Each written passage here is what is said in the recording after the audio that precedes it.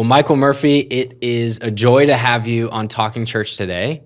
I was joking with Alex Seeley a few weeks ago that it took almost 70 episodes to get an Aussie here, and here we are a few weeks later, and we have another one back. You prophesied it. Yeah. It's so good to be with you. Welcome. For those who maybe don't know who you are, you have been a friend for many years. And actually, my parents were out speaking at your church that you were running in Australia at the time. Yeah. And I was probably 13 years old. You were a lot younger than you are right now. Yeah. And so have known each other many years. You've stayed connected. Now you help coach and train churches and pastors all over the world, and you've been working with us at River Valley. So we call you Uncle Michael around here, but your family, and just so glad to have a conversation today. Yeah, it's one of the joys of my life has been the relationship with your dad and mum and all the team. I really do count them all as friends and kind of family. So it's been the last decade when we've been doing this Leaderscape kind of deal. It's been one of the real highlights for us. Yeah, well, we are always excited when you're in town. And I remember when we were there, something that I'll remember for the rest of my life is we were there during American Independence Day, 4th of July. That's right. And me and my brother were just there visiting. We thought it was cool that we were in Australia. Yeah. And during the service, you called us up on stage, and they put an American flag on the screen. Yeah. They played the the national anthem, and you said, "Hey, would you guys sing it for us?" PKs love that stuff. Yeah, we were mortified. PKs are never used to being awkward, right? Yeah, you scarred us for life. Yeah, absolutely. Yeah, I was running from ministry for years because of that. The counseling has really helped a lot. Yeah, there's been other moments that I maybe will share, but that you've done here. But in a lot of ways, you've helped shape our team, and truly just want to say here on the podcast in front of everyone, thank you for your investment into my life, into our family's life, into our church. It's done more than you know, and we love that. Not just for all the other churches, but there's a special connection here, and we've just enjoyed that. So. Thank you, but I pinch myself that I get to do it, truly.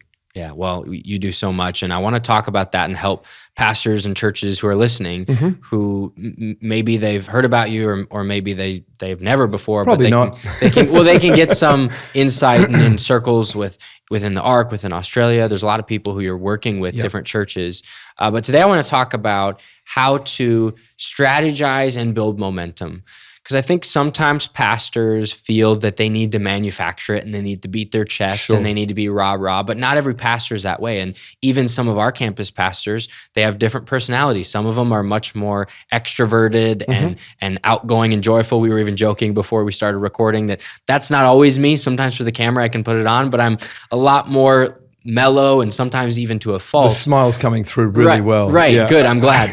But can you talk about, and even throughout this conversation, can we talk about how you can strategize building momentum in a church? Because, the COVID excuse isn't really there anymore, but maybe there's people that have been pastors for 5, 10, 15 years that are really feeling, I want to get momentum. I want to grow my church and I want to see new people coming in again, but I don't want to change who I am and just manufacture something. No, that's great. Let me maybe address one of the first things you said. There's actually a lot of empirical research that's been done on leadership style versus fruitfulness, and there is actually no great correlation. You can get someone that's quite reserved, that's actually more analytical. In fact, the saying goes that nerds rule the world, right? And guys like me often work for them. I am an extrovert, as you know, so I think whether no matter who's listening today, whether they are someone that's good in detail and numbers and strategy and systems, or someone that's outlandishly extroverted, everyone can, if they answer the call of God, really grow a healthy, kingdom-focused church full of momentum. Right. I think that there's, if I can address a couple of different types of situations. I think coming out of COVID, many of us really it hit us hard. The only thing we've known, and that is people in the pews listening to messages, coming to church. I'm exaggerating a little bit. We're now blown away. but not just not able to come to church, but even when we were able to get back into the building, they didn't come back. Right. And so I couldn't tell you how many conversations I had with pastors to say, gosh, once this COVID thing goes, I am going to get very much more intentional about building Christ-likeness, getting intentional about discipleship and disciple making, and some of them have followed through. It's on the tip of everyone's tongue, but there's a lot less know-how, I think, about how to go about that. Mm-hmm. When we think about church growth, momentum, even in churches that are growing, you might have heard this said. You say, well, God's doing great stuff. Well, so what's going on? Why? I haven't got the faintest idea. Mm-hmm. Almost like in the mystery, there's a spirituality. It's like it's all God. And I just don't buy that. If we look at the New Testament church, Jesus went back to be with the Father. He said, hey, it's to your advantage. I'm sending the Holy Spirit to you in order to partner. Jesus said, it's right, I will build my church and the gates of hell will not prevail against it. But he didn't promise to make one disciple. That's our job. Mm. And for us to, even in some of the, there's no doubt in my mind, our world, your nation, our nation needs an awakening of God. But I get a bit concerned when there's a cry for revival that seems like it's going to be all God. God, like you haven't done enough right now. If you can just dump yourself on the earth right now, and I fear sometimes it might be a super spiritualized excuse for abdicating our responsibility to actually win people and make disciples. Does that make sense? Yeah, it makes tons of sense. And I think sometimes the revival conversation, I think we all mean it and we want it to happen. Totally. But I also think that if we replaced all of our efforts with on our knees praying and everything, and you were comparing 24 hours of prayer versus work, I could say maybe we could have an argument, right? Yeah, but it's not that. It's not like we're saying, Michael, you're interrupting me from my deep intercession praying for my nation. Yeah. That's not what people are saying. You're interrupting me from being on social media. You're interrupting me from trying to polish the sermon or going on my vacation. And again, those are some of those things. Or interrupting me from doing wrong strategies or doing something at church, the class that hasn't really brought momentum, hasn't really done anything new, but you keep on doing it. And again, I'm being critical here for the sake of this conversation. I know there's so many people that are doing amazing things, but it's not that we're trying to push God out and say, no more prayer, do strategy. We're doing both of those things, but you can't expect something to grow when you're doing neither of those things. Absolutely. Let me say right up front, and I do challenge. I mean, I'm Australian and that's my excuse. And so I have lots of eyeball-to-eyeball conversations with pastors out of love. There are heroes, honestly. I've been in ministry 40 years nearly. And most of that was in the context of either senior pastor or executive pastoring in the local church. And the dichotomy that we often hear about, and you touched on it so well, is the dichotomy between spirituality and strategy, or presence and power, or plans and process. And again, if I could just say, I just don't buy that. I don't see it's all spiritual or it's all strategy. In fact, when God wanted to get close to us as human beings, he pined, as a father in heaven, he pined for his kids. In the years of the patriarchs, every now and then some guy got to speak on behalf of God, but there was nothing coming back. And then finally God says, enough, Moses, can you build me a tabernacle? And so Moses went up on the hill, lightning, thunder, it's all going on, clearly the presence of God. And it was on that mountain, in the presence of God, that God gave Moses exquisite, intricate plans to build the tabernacle. Right. So it wasn't like, presence is all good. And then he says, Moses, I'm a God of order. Make sure you do it according to the pattern. Well, that wasn't an accident. Next time round, when David thought he was going to build God a temple and the soft-sided house got a brick veneer. And David, it says, of all, and of course Solomon built the temple, but when it said all the plans that David had were by the Spirit. So again, I'm a great fan of bringing those two things together. Yes, we should be on our face. There's a wave of humility that's happening in the church right now, a fresh hunger for the presence of God. And I just want to stand on this table and cheer and say, come on. But I also don't want to stop there. While we're in the presence, while we're in the Spirit, while we're in experiencing the power of God, let's be listening for plans and strategies and processes and systems in order to activate the commission to go make disciples. It was the last thing Jesus said.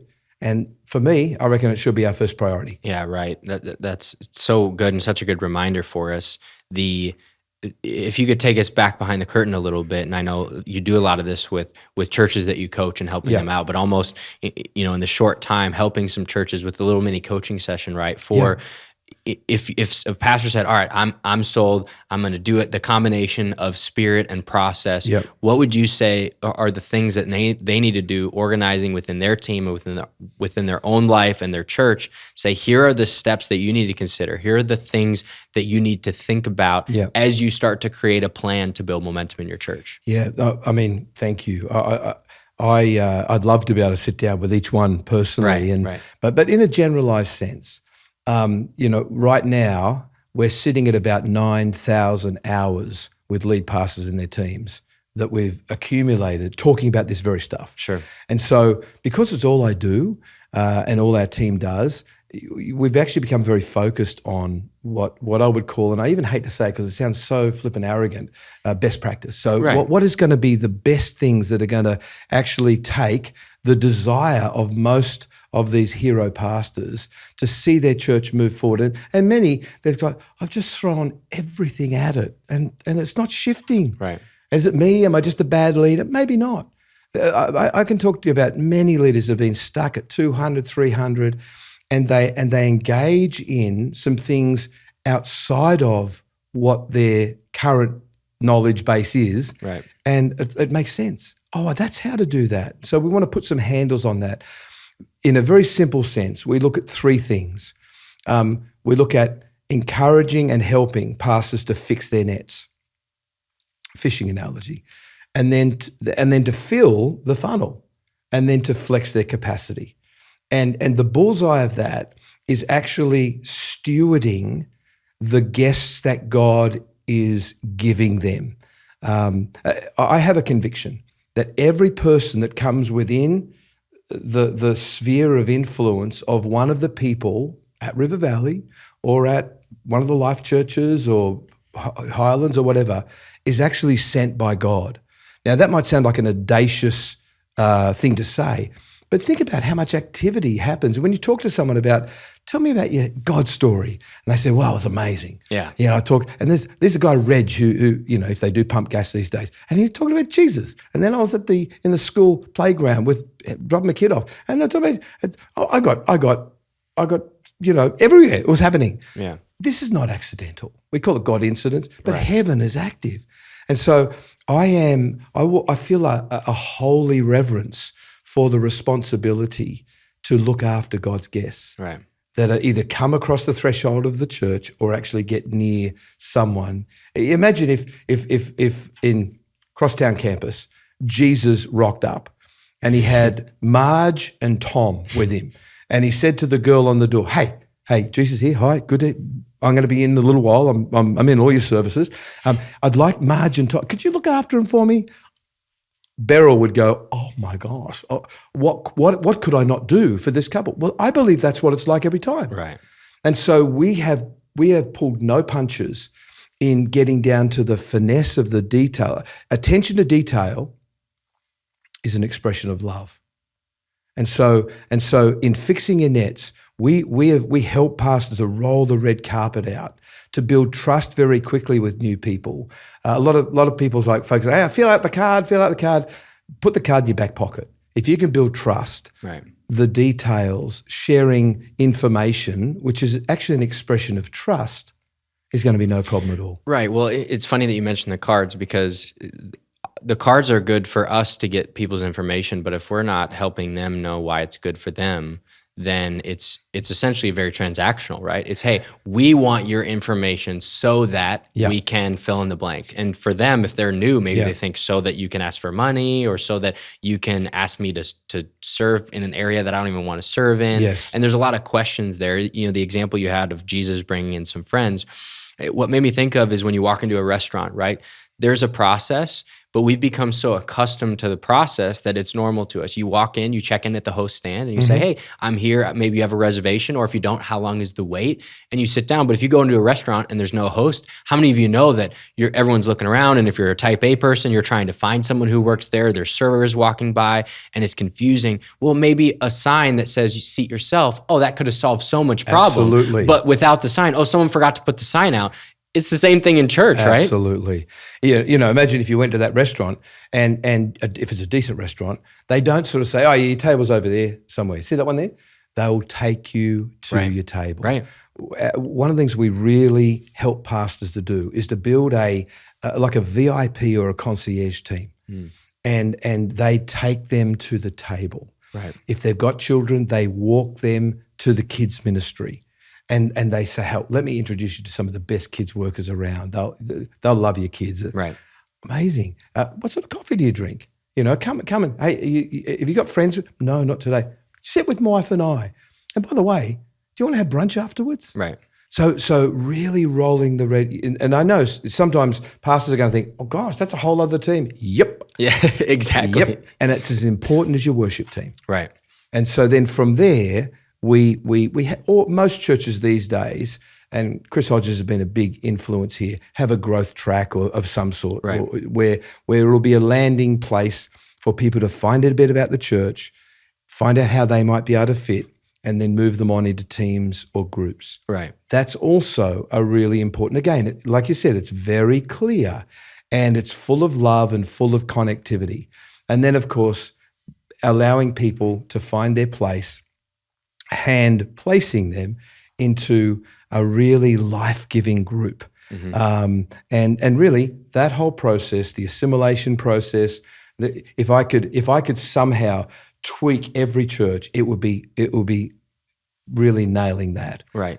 Using even some of the examples from us, because obviously there's all different churches, but I'm not as privy to what you've talked to with them. But even some of the examples you've worked with some of our campus pastors, some of our new campus launches, are there things that stick out to you of maybe little tweaks or little changes that you've seen that go, hey, that made a big difference, or that's something that we're working on right now? Because this really matters to us, and I think it matters to Jesus, we've benchmarked everything. Right. So rather than, I don't know whether pastors watching or listening would ever have thought, gosh, I wonder if I'm doing a good job. Like, we're having a go and there's, the seats seem really full. And so what we've done is we've benchmarked. And you might say, oh, that's so corporate or so. No, remember, out of the Spirit comes the plan. And so we've benchmarked, for example, the number of guests that you should be getting a record of compared to your Sunday attendance. And for us, that number's 4%.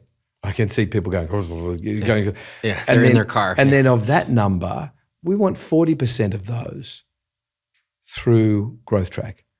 And then we want 80% into groups.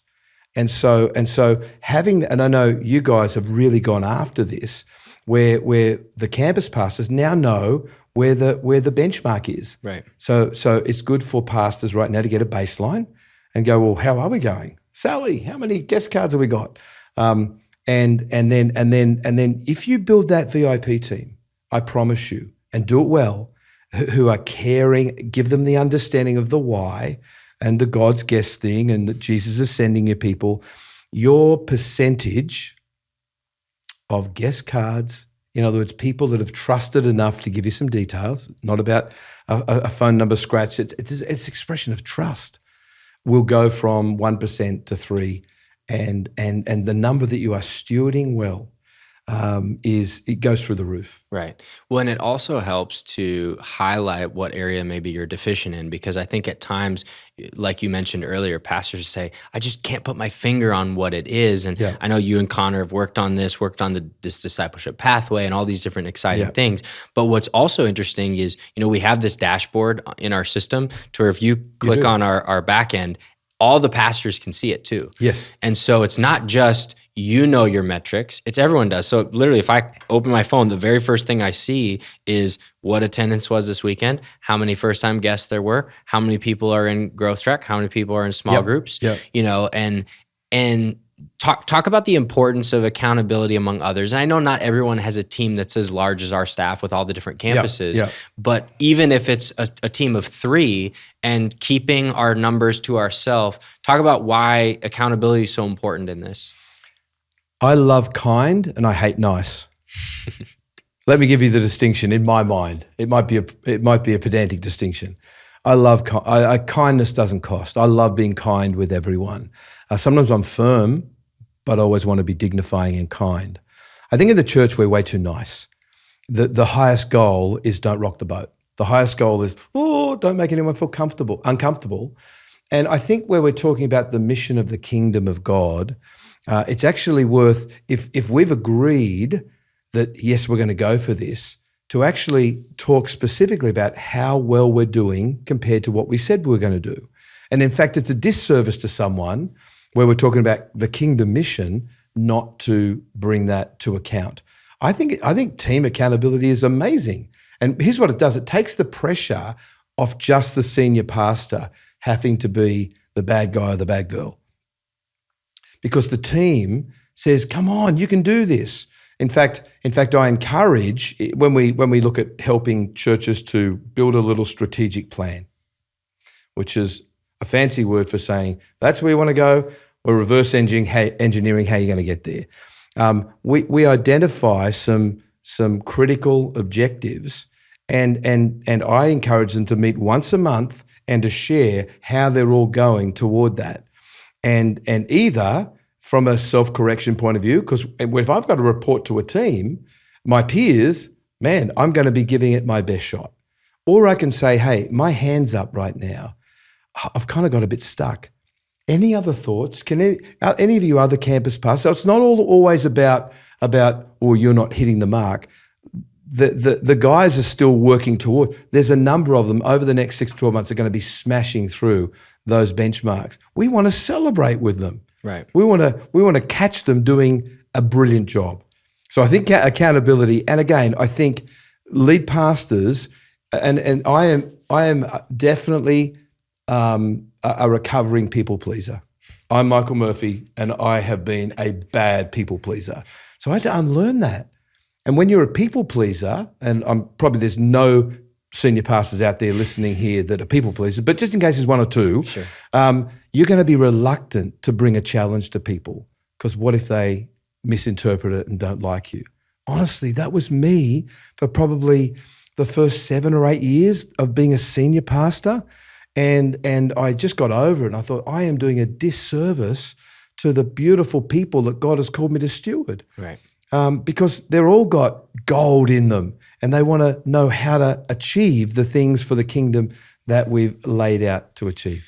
A couple months ago, did an episode with Pat and Lindsay talking about the difference between business and ministry. Mm-hmm. And a lot of people who come from the business world, you share something like this funnel and they say, perfect, this is awesome. I love how we can make this happen. Yeah. But there's also a lot of people in ministry that maybe haven't come from that background. They've never done it. They've worked in ministry their whole life. Yeah.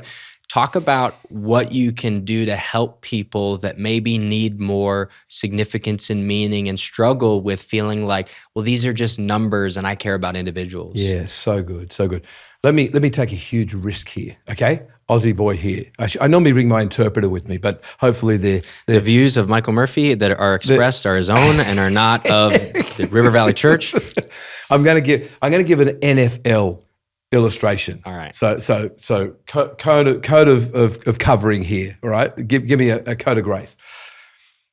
Many pastors pastor like a Hail Mary pass. It's like we're praying out like a hoik, and we hope that the receiver actually catches it in the end zone. You like that? Oh, yeah. And touchdown, all right? Right at the end, and we're a touchdown behind, and we're square or whatever. And I just think that God is way more masterful than that. Why would God leave us guessing? But like he's given us the keys to build his church.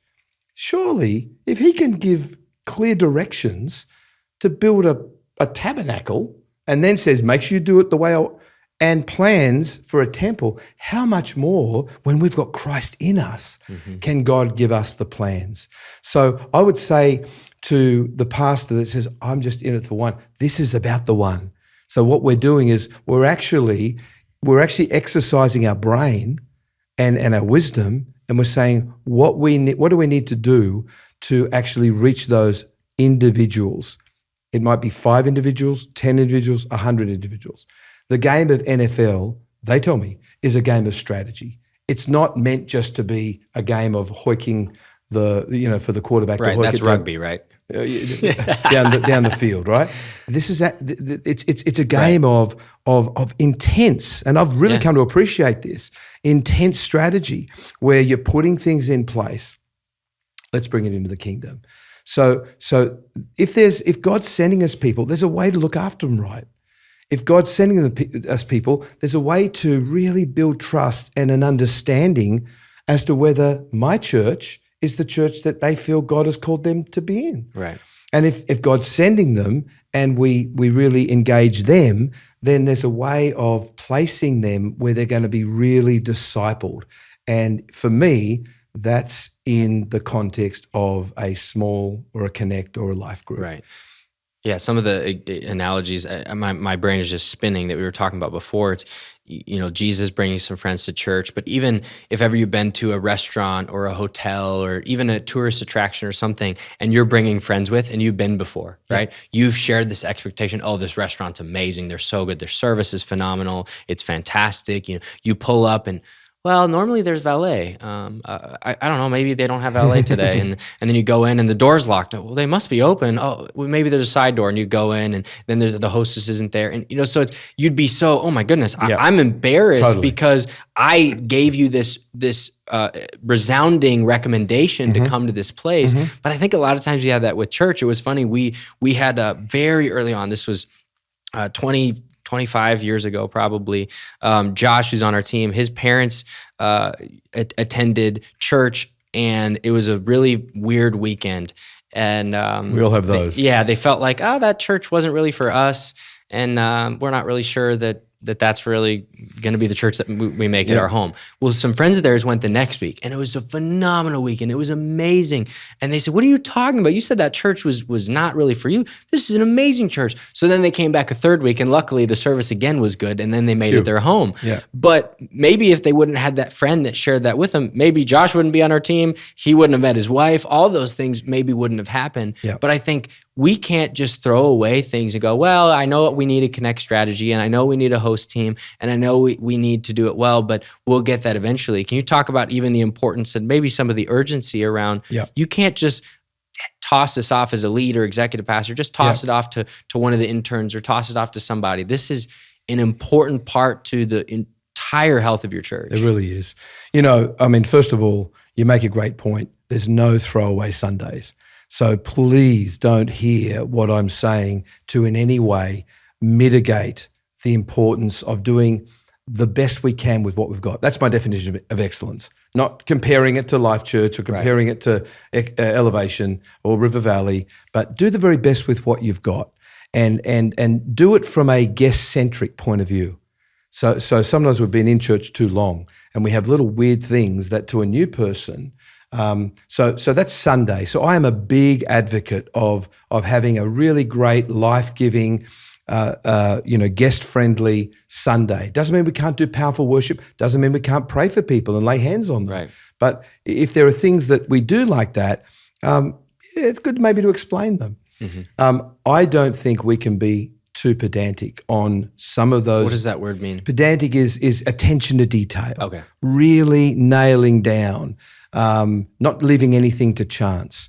If we're on the master's business and he's the God of exquisite excellence, then we who are created in his image have got the potential to do that. Now, sadly, some of our models may not mirror that. And so we just do what our pastor did or what the church that we went to did, and they kind of slap stuff together. And, it's okay if you got most of the strings in the guitar, ding, and exaggerating for emphasis, but in some cases not much. So there's where this pathway is concerned, where this handoff is concerned, it's like this precious new potential life in Christ. A good analogy, I know your dad's been talking about protect the children. Children are vulnerable. A new person that comes in, wide-eyed, we don't know their story, could be tragic, could be painful, like most likely is. And so we have the honor and the privilege of looking after them. And so it is about the one. It's actually about putting in place the right people with the right understanding about how to build trust with those that many cases have walls up, giving them the information and the warmth that they deserve, as if Jesus was at the door handing Marge and Trev, I can't remember their names now, over to us. Right. And then there's a whole other world that says if we're to make disciples, we train our Connect group leaders to be the backbone of discipleship in the life of the church. Right. And but that's for another day. Yeah, well, we'll have to save that for it. You're here quite often, so maybe we'll have part 2 of this conversation. But for those who are interested, check out Leaderscape. Michael Murphy, you're a gift to people, and I know you love helping build as many churches as possible, and you have so many different resources to do that, so they can check that out wherever you are. But you bring so much to our church, and we love every time you're here, and just love that you want to help other churches grow. You want to help other churches to be the best version of yourself. I love the definition of excellence, right? It's doing the best we can with what we have. Mm-hmm. And I just encourage every church that is what you do. You help lift that up. You've helped lift it for us. And so until we get to part 2, thanks for this conversation today. It's been awesome. Thanks, Logan. Great to be with you.